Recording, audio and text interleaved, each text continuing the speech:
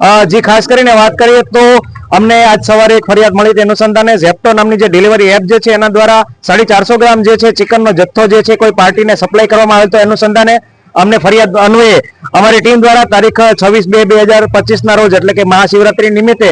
માન્ય કમિશનર સાહેબ દ્વારા કોઈ પણ મીટ ચિકન કે ફિશની કોઈ પણ આઈટમનું સેલિંગ અથવા વેચાણ કે સ્ટોરેજ કરવા પર પ્રતિબંધ ફરવામાં આવ્યો તો છતાં એના ભંગ બદલ એટલે કે 329 336 ની કલમ જીપીએમસી એક્ટ જે છે અન્વયે અમને આજે જે છે આરકે આઇકોનિક જે છે બિલ્ડિંગ છે એના ગ્રાઉન્ડ ફ્લોર પર આવેલ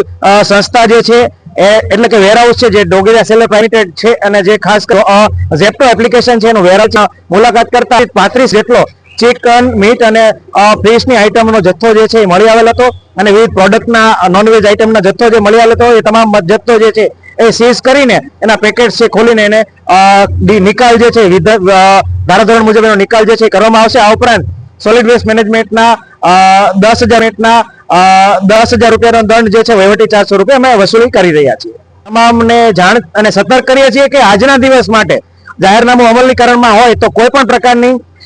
નોનવેજ આઈટમો છે એનું સેલિંગ જે છે આપના દ્વારા ના થાય એની તકેદારી રાખશો, અન્યથા અમારા દ્વારા કાર્યવાહી કરવામાં આવશે.